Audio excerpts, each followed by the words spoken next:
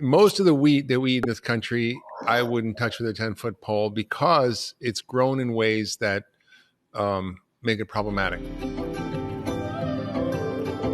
Dwarf wheat, which is the predominant wheat, it's a hybridized version of wheat, not GMO, it's dwarf wheat, has a super starch called amylopectin, so it raises your blood sugar more than table sugar. Even whole wheat bread does that. 2, it's sprayed with glyphosate often at the end of harvest to desiccate it, allow it to be harvested easier. 3, the hybridization increases all the gluten molecules in it. So there's way more gluten, which is why we see a 400% increase in celiac disease in the last 50 years. And lastly, it's preserved with calcium propionate, which is a preservative that actually causes neurologic dysfunction, ADD, behavioral issues, and even autism in animal models. When I was in Sardinia, they had, because I asked them, like, what are you making your pasta from? Well, it's grano capelli, which is this ancient wheat that doesn't have all those problems, grown in ancient ways that are quite different. And I think some of that's fine. I also think that if we should eat grains, and I think the breads that I like, and I'll just kind of, I would agree, if you want to have a bread or a sandwich, that's okay. The breads that I like are the German whole kernel breads. They're not made with flour. They're made with the actual soaked grains, like whole kernel rye and other grains. You can buy in America, these come in these little cellophane packages, rectangle things. They're okay. But I don't know why someone in America hasn't figured out how to make these amazing German breads. When you go to Germany, they literally have these meat slicers, like in a deli for the bologna that we're not going to eat.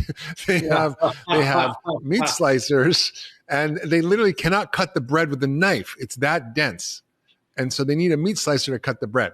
And I basically, my joke for bread is if you can stand on it and it doesn't squish, you can eat it. And then the other thing is I would just make a play for some alternative breads. Like in my cookbooks, Food What the Heck Should I Cook? I have a couple of recipes for basically seed and nut breads. They're delicious and dense and very flavorful. Hemp bread, and then there's this other company called Lynn's Life, Lynn, Lynn's Life, which actually has created a seed bread that's basically pumpkin seeds, chia seeds, flax seeds, hemp seeds, I think, psyllium seeds, maybe not hemp, psyllium seeds, a little salt. And you take egg whites and you take a little bit of lemon, baking soda, and a little almond milk or something. You mix it up and you bake it for an hour. And it's this fluffy, light bread, and it has an incredible side effect, which it makes your poops amazing. So it's really awesome. And if you get that hankering for bread, so that's the only thing I'd push back on. But otherwise, I 100% agree with everything you said. How about Ezekiel bread?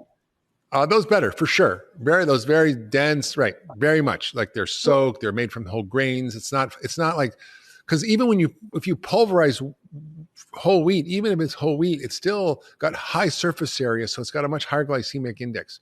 And then most whole wheat breads in this country are not really, they're made with high fructose corn syrup, and they're made with all kinds of weird things, and they're all these extra ingredients. How about making your I make this, and I learned this recipe in Sardinia.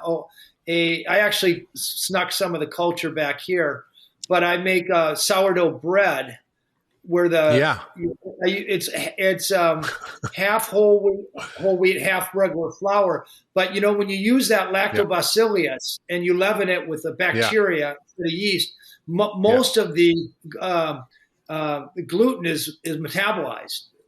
Yeah. I would say use air. I would agree. I would agree. Dan Barber is a chef, and he's created this company called Row 7 Seeds, which is to bring flavor back into food.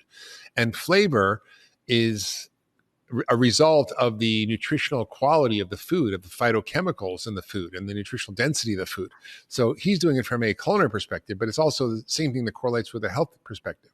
So phytochemicals equal flavor equal medicine. And I think there's a lot of ancient grains that we should be bringing back to use. For example, Himalayan Tartary buckwheat. We made buckwheat pancakes and make incredible foods from this ancient grain that's got more phytochemicals than any superfood on the planet. So there are ways of choosing grains. For example, lignans in ancient rye are very helpful and help turn on genes that reverse diabetes. And so I think if you can get ancient strains of wheat, there's einkorn wheat, there's kernza wheat, which is actually a newer developed wheat, but it's actually quite good in terms of its properties. Also great for putting roots in the ground and restoring soil. So I would say be creative about your bread your options there, and stay away from the pulverized white flour, even whole wheat breads in America, because they're usually crap. Now, how about ones you make yourself? You start with whole wheat flour. Yeah, for sure. But where are you getting your flour from, right? Because if it's whole wheat flour from dwarf wheat, that's the problem. What's the strain of wheat, right? It's what's the breed of wheat, and I think that's really important, because you start with the seed. The seed determines everything, and so yes, certain forms of wheat are fine. There's the ancient wheats out there that when you look at the what are that, the long amber fields of grain or whatever that's in one of our songs in America. I mean, that was this tall, billowing wheat fields. Yeah. Now we have like these really shrimpy little wheat, which is great for growing tons of starch in a very short time in a harsher environments, and they're more drought resilient and they're better for a lot of reasons, but they have this downside. So I'd be careful of that.